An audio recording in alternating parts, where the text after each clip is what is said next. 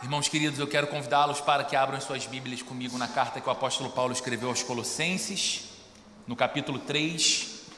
Nós vamos ler o trecho que se encontra do verso 18 até o verso 21, um trecho um pouco menor nessa manhã, mas ele requer, obrigado Renata, a nossa atenção, a nossa compreensão e a nossa reflexão para, de fato, alcançar a beleza daquilo que a Bíblia está falando, em termos tão práticos, concretos da nossa vida, sobre algo tão essencial na vida de todos nós, que é a nossa vida no lar, que é o relacionamento conjugal, a relação entre pais e filhos. Então, você que nos visita hoje, nós estamos aqui no terceiro mês, caminhando para a conclusão de uma série de mensagens expositivas com base nessa carta que o apóstolo Paulo escreveu na Bíblia, a carta aos Colossenses. E nós, aqui na igreja, pregamos expositivamente verso por verso da Bíblia. Então nós estamos avaliando, analisando semana após semana um conjunto de versículos, compreendendo qual é a mensagem desse texto e como ela se aplica à nossa vida, à nossa jornada, à nossa caminhada cristã. E eu espero que nessa manhã não seja diferente das outras manhãs aqui de domingo e também das noites de segunda-feira, que Deus seja glorificado pela exposição de sua palavra e que o nosso coração tenha a alegria de perceber Deus falando conosco, nos instruindo pela sua palavra, nos inspirando o coração. Então hoje nós lemos Colossenses no capítulo 3, do verso 18 até o verso 21. Diz assim a Bíblia, num dos trechos mais mal compreendidos, mais mal interpretados e mais mal utilizados da Bíblia em toda a história, certamente na história recente do nosso mundo principalmente. Diz assim a partir do verso 18: mulheres, sujeite-se cada um a seu marido como convém a quem está no Senhor. Maridos, ame cada um a sua mulher e não a tratem com amargura. Filhos, obedeçam a seus pais em tudo, pois isso agrada ao Senhor. Pais, não irritem seus filhos para que eles não desanimem. Até aqui. Senhor, nós pedimos mais uma vez nessa manhã a iluminação do Teu Espírito Santo, para que possamos mais uma vez compreender o porquê a Bíblia declara a respeito dela mesma ser a palavra de Deus, útil para a edificação, para a instrução na fé, inspirada por Ti, soprada por Ti, aquilo que revela não apenas quem Tu és, mas que espécie de vida o Senhor planeja para nós, os Teus filhos, a quem o Senhor tanto ama. Nos ajuda, Senhor, a superar as barreiras das ideias e dos conceitos que não expandem a nossa vida, mas limitam a nossa vida e que são tão prevalecentes na cultura e no tempo em que nós vivemos. E nos ajuda a olhar para o texto sagrado, compreendendo que dele a vida e vida abundante para a nossa história pessoal, para a nossa jornada, para as nossas famílias, Senhor. Nós pedimos assim em nome de Jesus. Amém. Queridos, eu tenho certeza que não há dúvida no seu coração do quanto a doutrina cristã é bela. E a carta de Paulo aos Colossenses confirma essa afirmação. A doutrina cristã, ela é muito rica, ela é muito bela. Só aqui nessa carta de 4 capítulos, dos quais nós estamos terminando o terceiro capítulo, nós já vimos aqui muitas expressões da beleza doutrinária do cristianismo, da beleza doutrinária da fé cristã, nas palavras de Paulo. Paulo aqui aos Colossenses, ele fala sobre o grande amor do Pai Celestial. Um Pai que envia o seu próprio Filho para fazer de você e de mim filhos e filhas de Deus. Um Pai Celestial que se inclina para ouvir a oração que nós fazemos, e então nós podemos orar com fé e nós podemos orar com gratidão, sabendo que somos ouvidos e sabendo que somos atendidos. Nessa carta aos Colossenses, nós vimos Paulo falando muito sobre a supremacia de Jesus sobre todas as coisas na criação, que não há nada nem ninguém mais exaltado, mais elevado do que Jesus Cristo. Não há nada que se coloque num lugar superior ao lugar de Jesus Cristo. Nós vimos Paulo falando aqui nessa carta sobre a natureza espiritual da igreja como o corpo de Cristo na terra, e como ele explica a beleza dessa doutrina, como ele explica o fato de a igreja ser uma comunidade de pessoas tão distintas umas das outras, mas que são unidas a Jesus, que é o cabeça, que dirige, que comanda, que lidera e que nos une. Doutrina cristã. Nós vimos Paulo falando aqui na carta aos Colossenses sobre a suficiência de Jesus para a salvação, e mais, não apenas a suficiência de Jesus, mas a sua exclusividade. Que quando você adiciona qualquer outra coisa como algo essencial para ser salvo por Deus, você não tem mais o cristianismo. Porque cristianismo é a suficiente exclusividade de Jesus como Salvador dos pecadores que se arrependem de seus pecados e creem na obra salvadora de Cristo. Nós vimos Paulo falando, por causa disso, da liberdade cristã. Que nós não estamos mais presos a sofismas ou a conceitos limitantes de sistemas religiosos que tentam dizer, mais uma vez, que aquilo que você faz contribui ou não para a sua salvação. Mas que o cristão, ele é livre porque o amor de Deus o libertou, a obra de Cristo o libertou. Ele agora é livre para viver como filho de Deus, livre para viver como uma filha de Deus, para a glória de Deus. E nós vimos como que Paulo fala sobre o acesso que nós temos, espiritualmente falando, para buscar as coisas que são lá do alto, onde Cristo está assentado à direita de Deus o Pai. Doutrina. Tudo isso que nós falamos aqui, nesses breves minutos, aponta para doutrina bíblica e a sua beleza, a sua relevância. Mas o que torna o cristianismo singular em beleza não é apenas a consistência de sua doutrina, mas o seu apelo prático.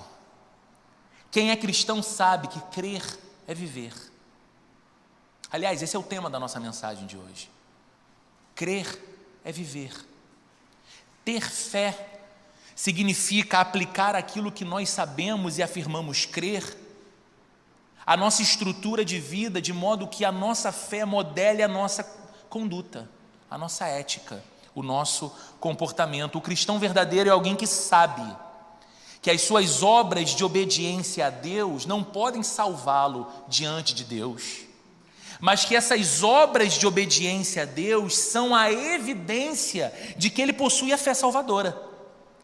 Então o cristão não é alguém que obedece para ser salvo, não é alguém que cumpre o que Deus espera dele para ser amado por Deus, perdoado por Deus, abraçado por Deus, mas ele é alguém que obedece a Deus e se importa com o que Deus quer para a sua vida em todos os aspectos, porque ele creu na oferta gratuita de salvação que Jesus fez a ele, e agora o seu desejo mais sincero é corresponder ao amor de Deus, amando, sendo fiel, sendo obediente. Por isso nós podemos dizer que o cristianismo não é meramente a fé da reflexão. Muitos grandes filósofos eram cristãos. Muitos gênios intelectuais que pisaram nesse nosso mundo e contribuíram para o desenvolvimento do pensamento humano eram homens e mulheres de fé, mas o cristianismo não é uma filosofia. O cristianismo é, acima de tudo, a fé da ação. E é disso que Paulo trata o tempo todo durante o capítulo 3 dessa carta. Repara como ele começa o capítulo 3 falando sobre a imperiosa necessidade de buscarmos as coisas que são lá do alto. Então percebe que ele vem desenvolvendo nesse capítulo uma dinâmica do maior para o menor. Ele começa com as coisas que são lá do alto, onde Cristo está, e agora ele está falando do lar. Você começa buscando as coisas que estão lá no alto, que vêm do céu, que envolve a sabedoria de Deus, que tem a ver com os recursos que se encontram acessíveis a nós hoje por causa da obra de Cristo. E essas coisas vão banhando a vida da gente em todos os aspectos, ao ponto agora de, no final do capítulo 3, Paulo chegar no casamento e na relação entre pais e filhos. E sim, eu sei, como eu disse, que esse é um dos trechos da Bíblia em que as pessoas evitam. Esse é um daqueles trechos da Bíblia que as pessoas evitam porque ele toca num ponto, sobretudo hoje, muito polêmico na nossa sociedade, que é uma aparente ideia de uma sujeição da mulher ao marido no casamento. E nós precisamos entender o que a Bíblia diz a respeito disso. E nós precisamos nos dedicar a um exercício sincero e contracultural. Por que eu chamo de contracultural? Porque nós vivemos numa época em que as pessoas não refletem mais. A reflexão parece ter sido banida da vida. Nós precisamos de cada vez mais pílulas imediatistas para tudo. A gente não aprofunda o conhecimento, a gente não pensa criticamente a vida, a gente reproduz discursos, as coisas vão se estabelecendo diante de nós e a gente parece que essa de fato é a regra e ninguém lança perguntas críticas à vida. Por que é assim? Por que estamos assim? E aí, numa cultura que pouco reflete, algumas pessoas, ou por ignorância, ou muitas vezes por desonestidade intelectual, lançam mão de textos bíblicos que elas não conhecem, Bíblia, aliás, que elas não creem, para dizer o seguinte, como um discurso da sociedade, na academia, nos centros universitários, na mídia, para dizer o seguinte: veja, século 21, e as pessoas se amparando num texto antigo da religião, de uma época muito diferente da nossa, para sustentar comportamento machista e para sustentar conduta eivada de misoginia. E essas coisas, queridos, estão sendo faladas nas salas de aula, para os universitários, essas coisas estão sendo faladas por âncoras importantes de programa jornalístico da televisão, como muito recentemente uma famosíssima jornalista falou sobre isso num discurso. E aí a gente precisa entender o seguinte: se nós não considerarmos o que o texto fala, nós nos tornamos reféns dessas interpretações que partem de um pré-conceito, que é desonesto com o todo da revelação bíblica. Porque quando lemos um texto como esse, nós não podemos simplesmente pegar a frase, mulheres, seja cada uma sujeita ao seu marido como convém quem está no Senhor, e estabelecer desse verso isolado uma teologia engessada que infere uma indignidade do gênero, uma superioridade do homem e uma inferioridade da mulher, porque isso, nada está mais longe da verdade no cristianismo do que essa afirmação. E aí, quando não nos aprofundamos no texto, quando algumas igrejas, infelizmente, tomam a decisão de saltar esse texto e não pregar sobre ele porque é polêmico, porque é difícil, nós sonegamos aos cristãos o contato mais profundo com o texto para que eles vejam a beleza e a glória que há ali. Mas antes de examinarmos o que diz cada um desses versos que lemos, nós devemos nos lembrar que esses versos são a continuidade do verso 17. Não é? Óbvio, né? A gente começou a ler do verso 18, então provavelmente é a continuidade do verso anterior, em que Paulo diz: tudo o que fizerem, seja em palavra, seja em ação, façam-no em nome do Senhor Jesus, dando por meio dele graças a Deus Pai. Ou seja, é sabendo que tudo, em cada aspecto da vida, em cada função da vida, devemos fazer em nome de Jesus, que Paulo passa a falar da relação conjugal.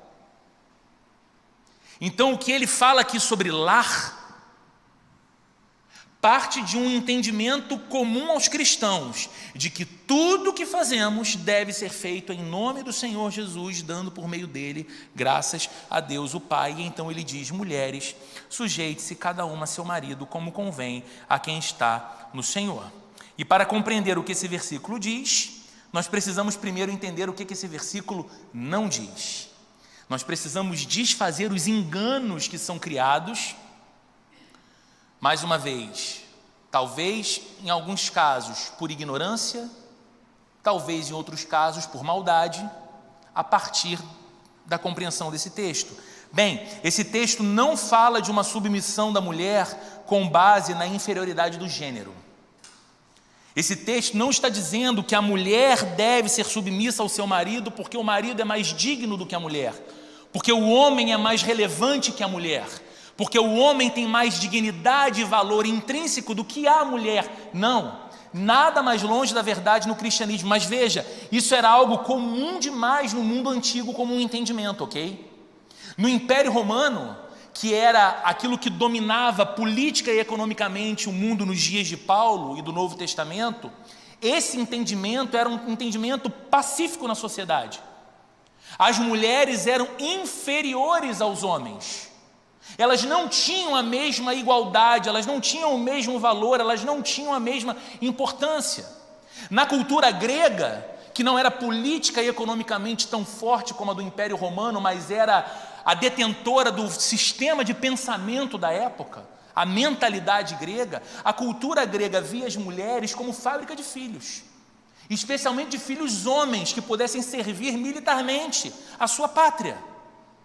Esse era o valor da mulher, ser mãe, ter filho homem, para servir a sociedade. Agora, o cristianismo, a despeito da época, sempre foi enfático ao afirmar que homem e mulher são portadores da imagem de Deus, portanto iguais em dignidade e valor. A Bíblia nunca declarou uma diferença de homem e mulher baseada na dignidade do gênero, no valor do gênero. A Bíblia declara, e o declara desde o começo, em Gênesis, que homem e mulher são criados à imagem e semelhança de Deus, carregam a imagem e a semelhança de Deus, portanto são dignos de igual valor. Esse versículo também não fala de uma espécie de submissão acrítica, irrefletida da mulher ao homem, ou seja, não importa o que ele faça, não importa o que ele peça, ele deve ser seguido e atendido por sua esposa naquilo que ele deseja. Não. E por que eu estou afirmando isso? Porque, infelizmente, em alguns discursos pretensamente cristãos, isso é ensinado. Que o homem é mais importante do que a mulher, que ele tem mais valor diante de Deus do que a mulher, e de que a mulher, na realidade de um casamento, ela deve em absolutamente tudo, acriticamente, se sujeitar aos quereres e à direção de seu marido. Não, a Bíblia não afirma isso. O que a Bíblia está dizendo aqui, Paulo aos Colossenses, como quando escreve aos Efésios, como em outras passagens da Bíblia, como Jesus fala sobre casamento no Sermão do Monte, o que a Bíblia fala da relação conjugal é que existe sim uma hierarquia no casamento. Como em toda organização, como toda coisa que precisa funcionar, há uma distribuição de funções e papéis no casamento que estabelece por si só uma hierarquia, mas essa hierarquia está fundamentada num princípio da criação de Deus. Um Deus que cria seres distintos, com papéis distintos, e que o cumprimento destes papéis distintos refletem quem Deus é e glorificam ao nome de Deus. Essa hierarquia não é baseada, então, na dignidade de um e a indignidade do outro.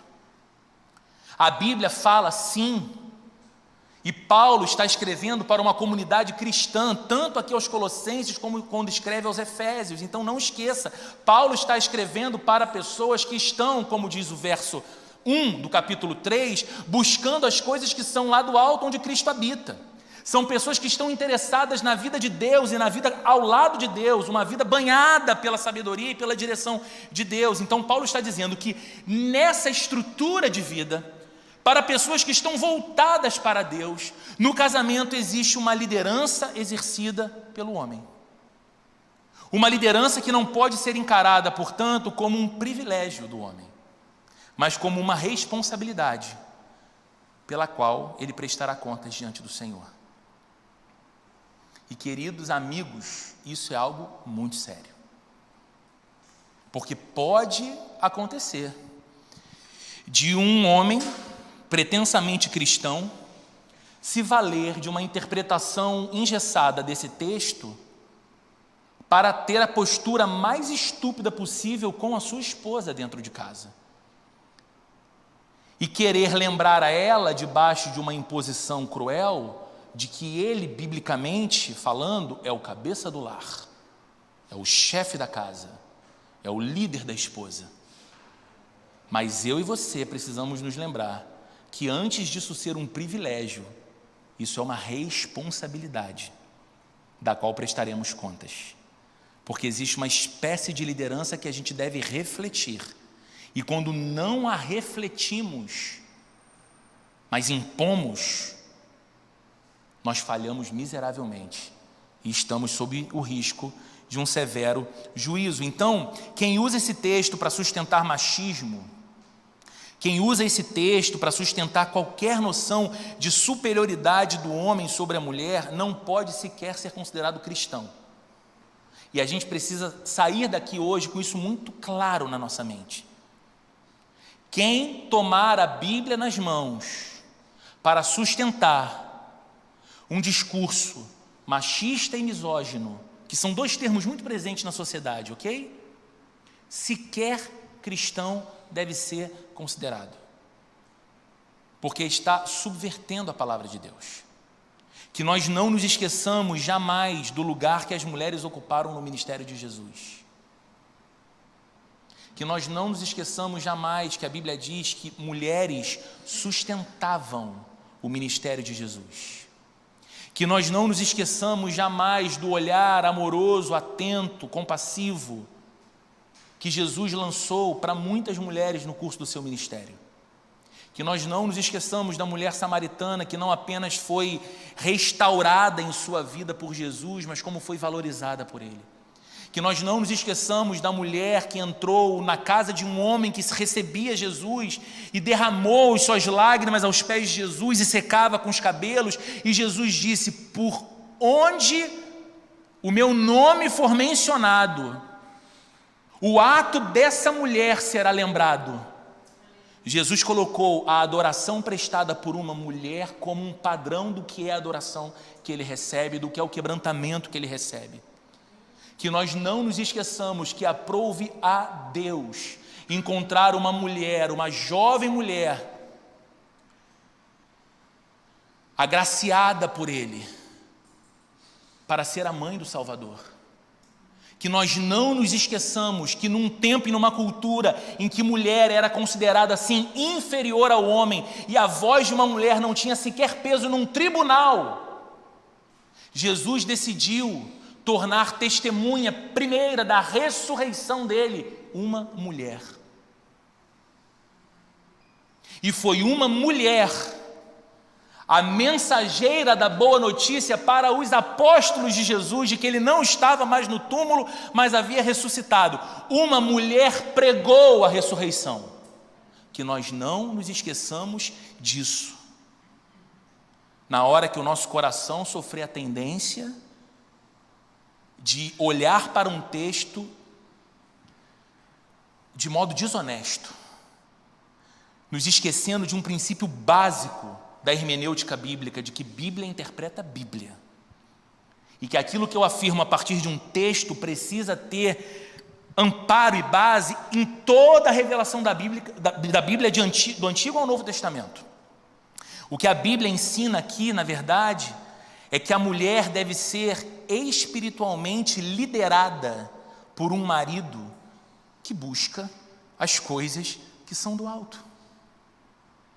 que a ideia de casamento que Deus tem e a distribuição das funções para um lar que reflete a glória de Deus como Ele idealizou, é um marido que ele está tão apegado em buscar as coisas que são do alto, um marido em quem a palavra de Cristo habita ricamente o coração, um marido que lidera, entendendo que lidera sob a liderança de Jesus, que é o supremo e bom pastor, inclusive o supremo e bom pastor de sua amada esposa. O que a Bíblia está dizendo é que deve acontecer um exercício de liderança espiritual no casamento, e que o marido que busca a Deus como um homem cristão deve buscar é o líder espiritual do seu lar. Então a submissão da esposa, ela não pode nunca ser absoluta ou acrítica, porque se um marido pedir de sua esposa algo que a faça desobedecer a Deus, ela não deve acatar. Se um marido exige de sua esposa algo que rouba de Deus a glória, ela não deve acatar. E é a própria Bíblia que vai dizer isso, Atos capítulo 5, verso 29, o texto vai ser exibido aqui. Veja o que acontece. Pedro e os outros apóstolos responderam: é preciso obedecer antes a Deus do que aos homens. Onde Pedro e os outros apóstolos estavam? Numa situação muito tensa, levados a um tribunal religioso que mandava que eles calassem o seu discurso sobre Jesus, que eles parassem de pregar sobre Jesus. E a resposta de Pedro é: vocês digam o que é mais prudente a nós fazer, obedecer a homens ou obedecer a Deus? Nós não podemos nos calar diante das coisas que vimos e ouvimos. É preciso, como ele diz aqui no verso 29, obedecer antes a Deus do que aos homens. Isso é um princípio universal cristão e que deve valer para o casamento cristão. Então, queridos, muito importante também de lembrar que essa palavra de Paulo, ela está sendo emitida num contexto de amor. Um contexto de amor do qual as esposas devem ser o objeto. Veja o que ele diz no verso 19: maridos, ame cada um a sua mulher e não a trate com amargura. Então veja como uma coisa não pode ser considerada desconectada da outra. A liderança espiritual de um marido cristão no casamento é movida pelo amor. E a alegria do coração de uma esposa que é espiritualmente liderada por um homem que está buscando as coisas que são lá do alto, que tem a paz de Cristo como árbitro do seu coração, que é um homem grato a Deus por todas as coisas, que é um homem que prestigia, valoriza a comunhão entre os irmãos, que é um homem que busca adorar a Deus, não apenas cantando, mas com todas as coisas que ele faz em sua própria vida. A liderança desse homem sobre essa mulher é estimada por ela, é valorizada por ela, porque acontece num contexto de amor. Maridos, ame cada um a sua mulher e não a trate com amargura. Então você precisa lembrar que espécie de amor é esse que os maridos devem ter por essas esposas, porque Paulo aprofundou um pouquinho mais sobre isso quando escreve aos Efésios. Ele diz que os maridos devem amar as suas esposas como Jesus amou a sua igreja. E aí, para que não restasse dúvida de como é que foi o jeito do amor de Jesus pela igreja, Paulo completa: e deu a sua vida por ela. Então, meus amigos, isso significa que o marido deve amar a sua esposa cuidando dela, como Jesus cuida da igreja. Nós podemos ser descuidados em muitas coisas da nossa vida, mas não há um cristão aqui que seja capaz de dizer que Jesus é descuidado com você. Nenhum de nós pode dizer: Jesus não sabe cuidar de sua igreja. Ele cuida muito bem. E se o parâmetro do amor a uma esposa é o amor de Jesus por sua igreja, você deve aprender a cuidar da sua esposa como Jesus cuida da igreja. Você deve aprender a servir a sua esposa como Jesus serve a igreja. Lembre-se que Jesus, a quem você chama de Senhor, foi aquele que disse: eu não vim para ser servido, mas para servir.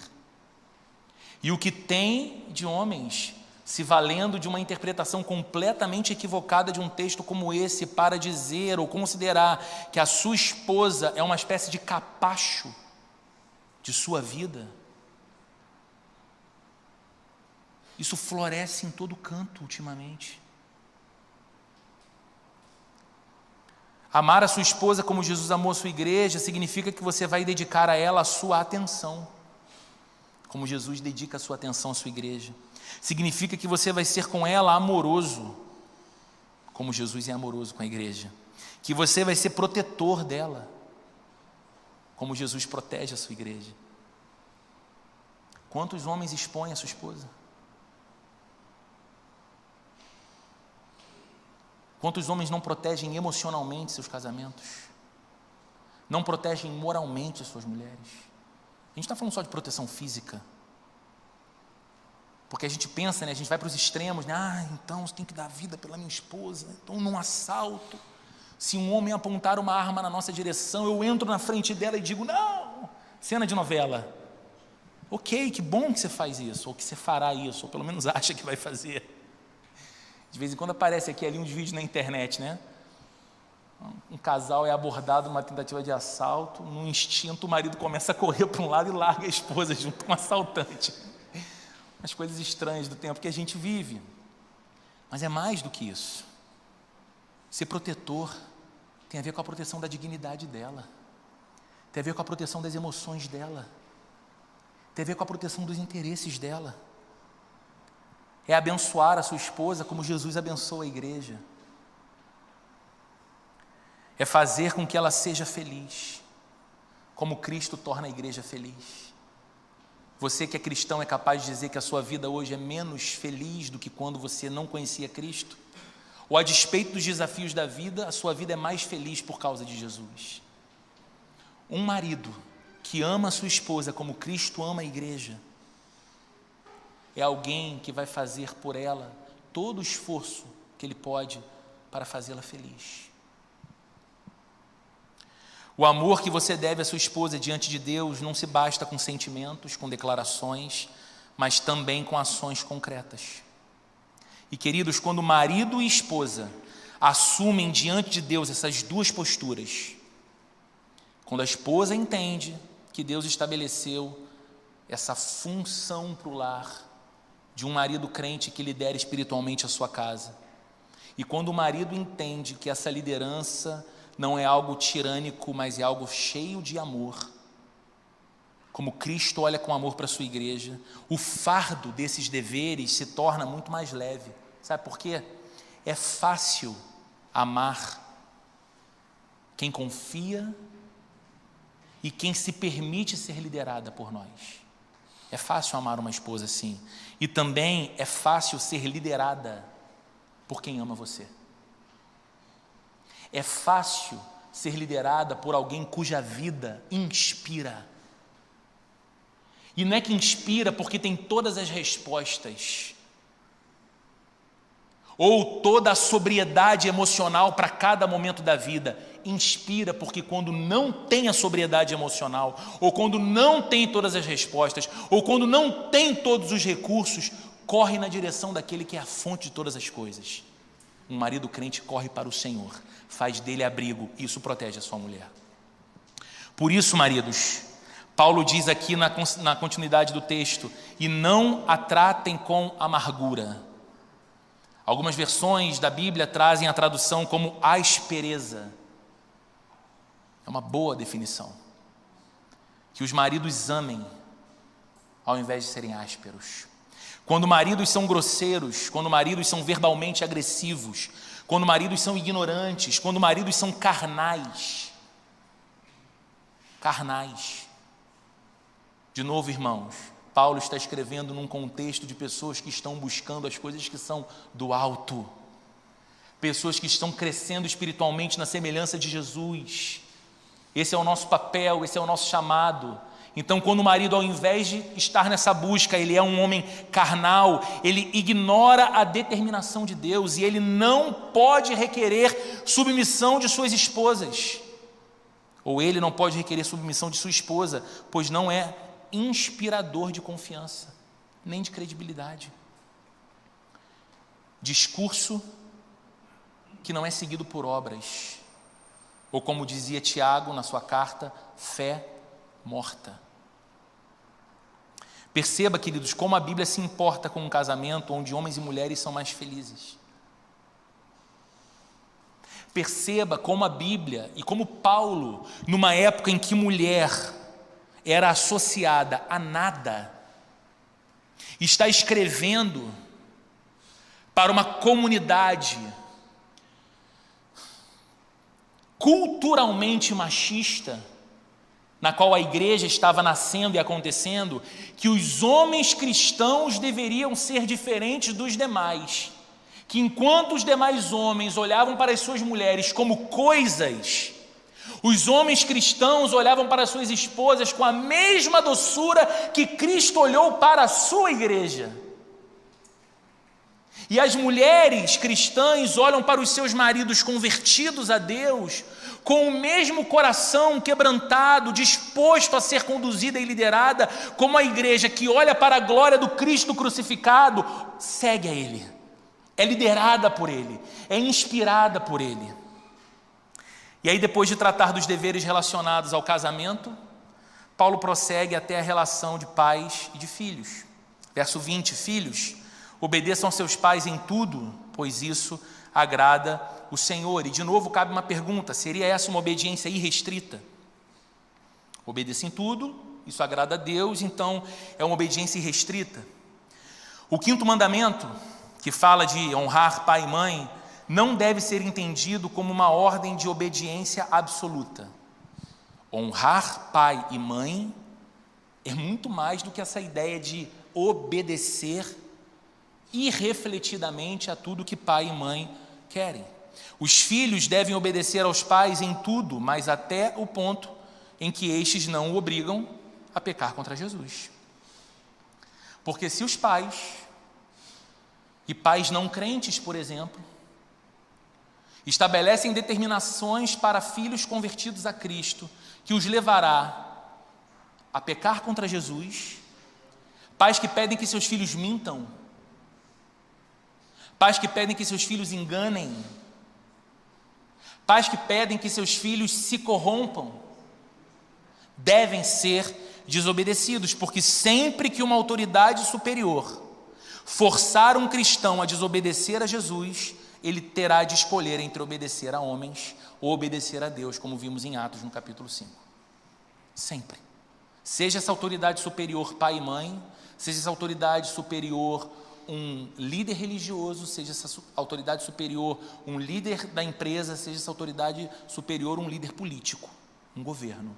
Sempre que uma determinação for imposta a um cristão que o levará a negar o seu Senhor e a trair o seu Deus, ele terá de escolher se ele vai obedecer a homens ou a Deus.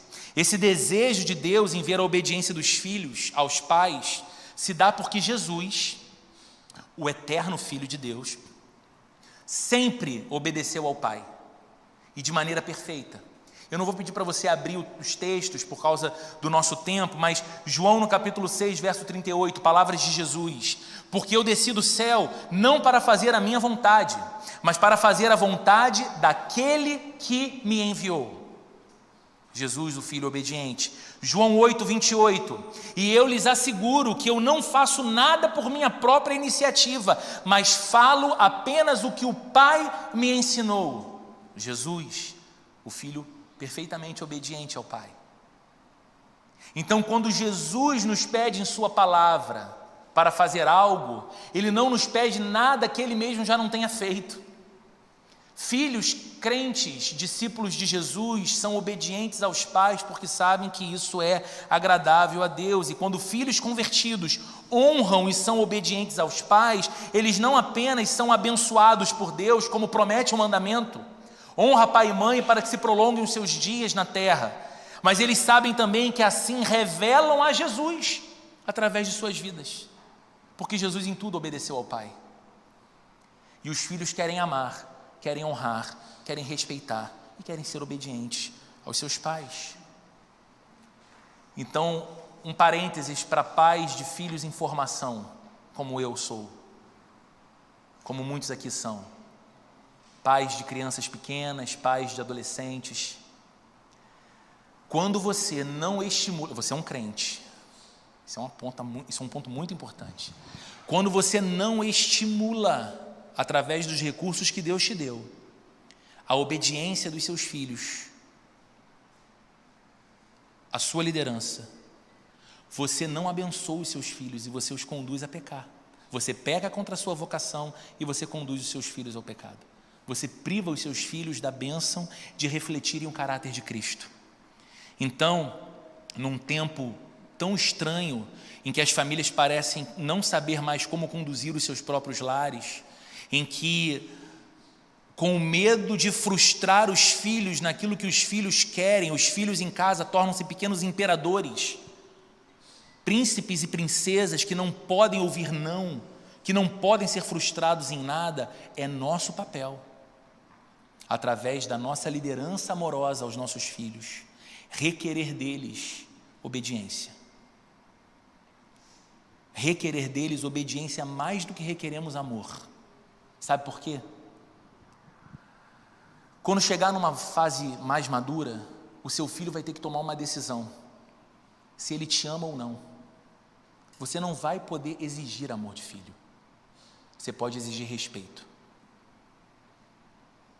Algo que eu falo dentro da minha casa para os meus 2 filhos e falo há muito tempo, quando eles ficam zangados com alguma disciplina imposta a eles, e tem aquela coisa, não, estou chateado, estou zangado, tipo, não tem medo de eu parar de te amar. Eu sempre disse para eles, se vocês vão amar papai ou não, é uma decisão de vocês.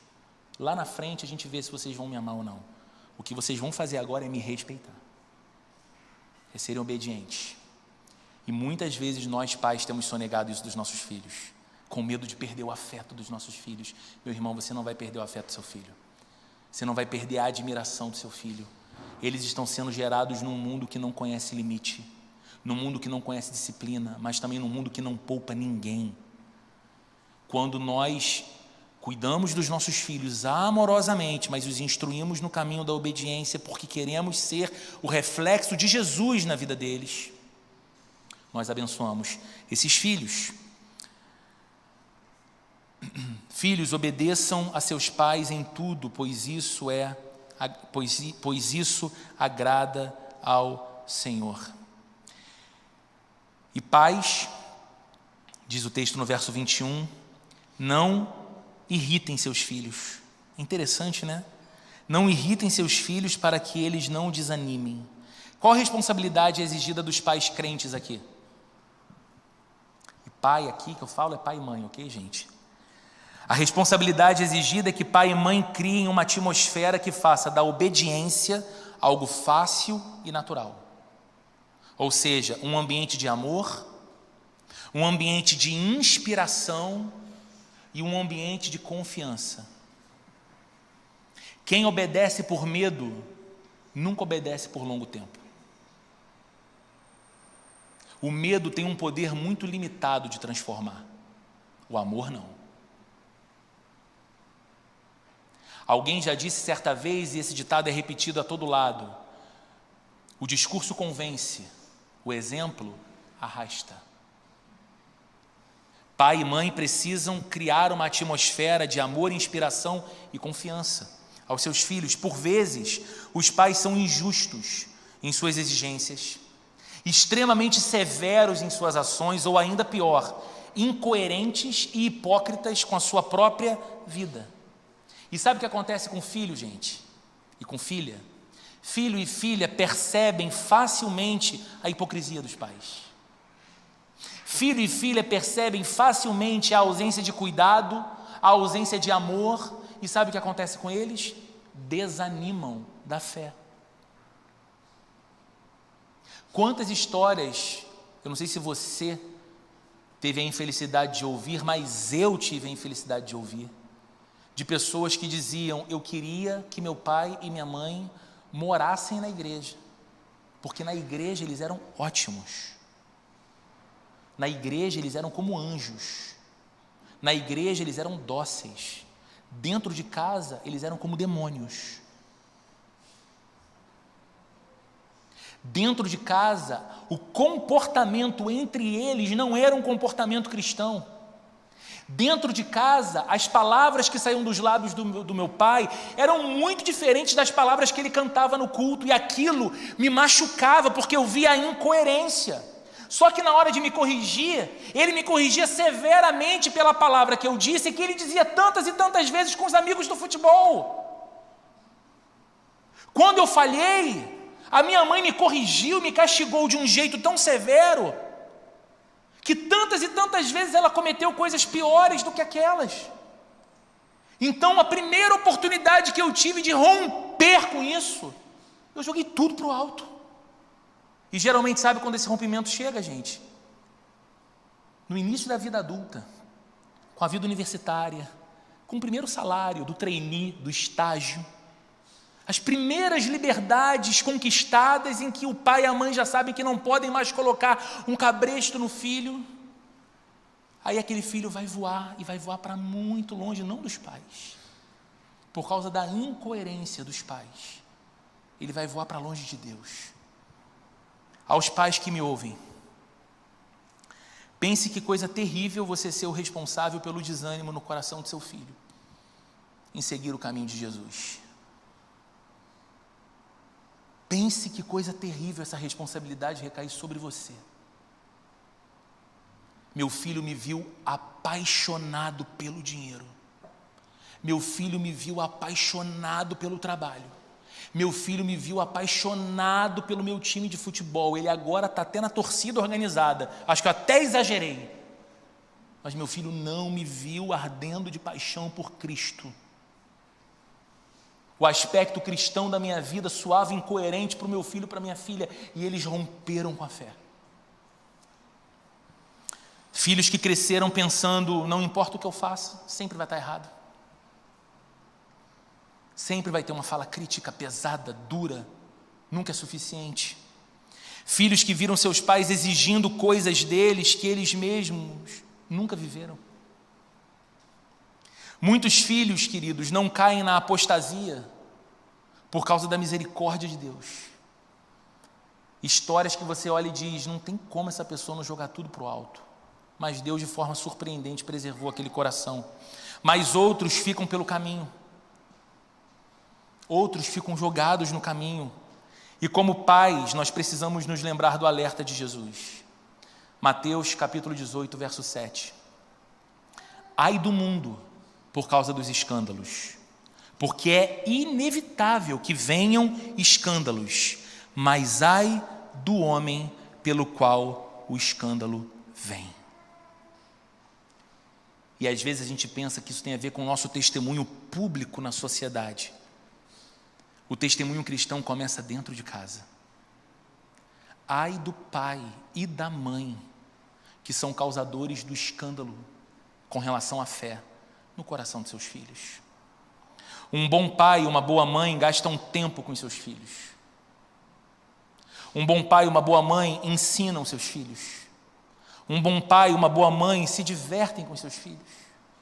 Um bom pai e uma boa mãe encorajam os seus filhos, se fazem presentes na vida dos seus filhos e através do seu exemplo e através da sua sincera instrução conduzem seus filhos a Cristo.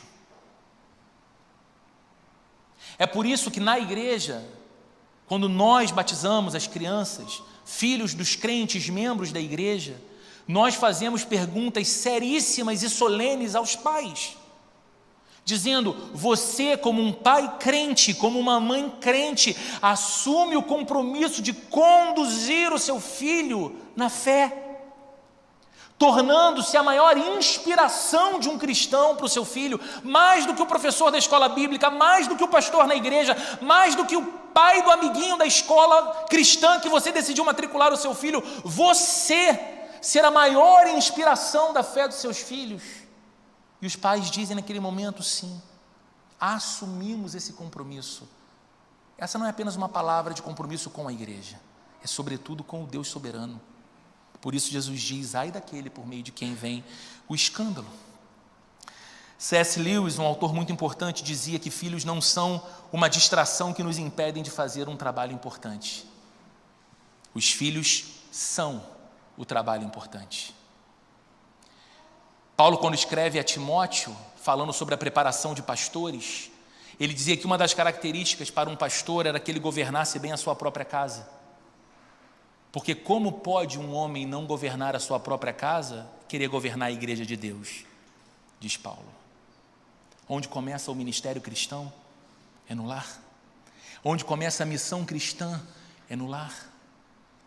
De que adiantaria ao Roberto e a Sheila, como casal cristão, plantar igreja, batizar muitas pessoas, ver, à medida que o tempo passa, o crescimento da igreja, o florescimento da igreja, ver tantas crianças passando pelo departamento infantil, assistindo às aulas da Sheila, mas ter filhos que se perdem, ter filhos que não são atendidos, ter filhos que não são priorizados, ter filhos que não são discipulados, ter filhos que não são amados, ter filhos que não são encorajados. É perda total de tempo.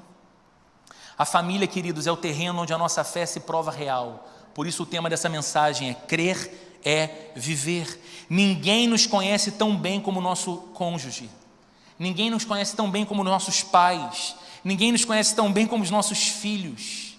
E pessoas que foram unidas a Cristo e declaram seguir ou estar seguindo o caminho de Jesus devem dar evidência dessa fé, evidência desse discipulado com Jesus em seus papéis, como marido, esposa, pai, mãe, filho e filha. Você percebe como é solene o que a Bíblia trata? Como tem beleza no que a Bíblia diz? Como muitas vezes a nossa leitura do texto é superficial, tola, pobre. E como a Bíblia é muito mais profunda naquilo que traz para nós como um modelo de vida melhor do que a vida que esse mundo e essa sociedade tem a nos oferecer. Irmãos, que Deus nos ajude. Que Deus nos ajude, que Deus conduza o nosso coração ao arrependimento, se o que precisamos hoje é de arrependimento como maridos, como esposas, pais ou filhos. Que nós possamos olhar para a cruz de onde vem a esperança de que nós podemos ser pessoas novas e diferentes e seguir aquilo que Cristo espera de nós em sua palavra, e que nós tenhamos um coração cheio de fé para crer que vivendo assim não seremos diminuídos em nosso valor ou importância, mas pelo contrário, isso será expandido e crescido, porque viveremos a vida conforme o Deus Criador nos criou para viver, para a glória dele e para a nossa alegria. Vamos orar? Obrigado, Senhor, pela tua palavra mais uma vez. Obrigado pela oportunidade que o Senhor nos concede de não sonegar a Bíblia, de não saltar textos da Bíblia como se algo houvesse nela que não pudesse nos instruir e nos ensinar.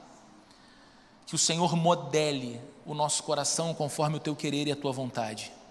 Que o Senhor quebre as estruturas ruins da nossa vida, que o Senhor quebre aquilo que foi construído pelo tempo em nós e que não glorifica o teu nome, e que o Senhor nos torne, Deus, homens que são maridos inspiradores e cheios de amor. Que o Senhor torne as mulheres que estão aqui, mulheres cheias de confiança na condução espiritual de seus maridos, e mulheres também que elas mesmas estão seguindo o caminho de Cristo com beleza.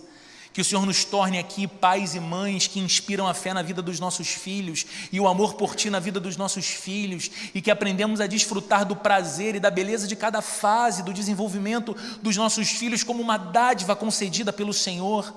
Deus amado, que o Senhor inspire e encoraje o coração daqueles que aqui são avós, mas que continuam tendo um papel tão importante sobre a vida dos seus filhos e da geração de seus filhos, os seus netos, como homens e mulheres de mais maturidade, Senhor, que são abençoadores, que são inspiração de vida e que são intercessores, e que estes sejam muito honrados por nós, Senhor, muito amados por nós, muito estimados por nós, Deus, e que a Tua glória se manifeste primeiramente nos nossos lares, e que o reflexo disso seja percebido na igreja, e que o reflexo disso seja um impacto positivo na sociedade. Em nome de Jesus, que o amor de Deus, o nosso Pai, a graça de nosso Senhor e Salvador Jesus Cristo, e a comunhão e a consolação do Espírito Santo esteja presente com cada um de nós, hoje e para todo sempre. Amém e amém.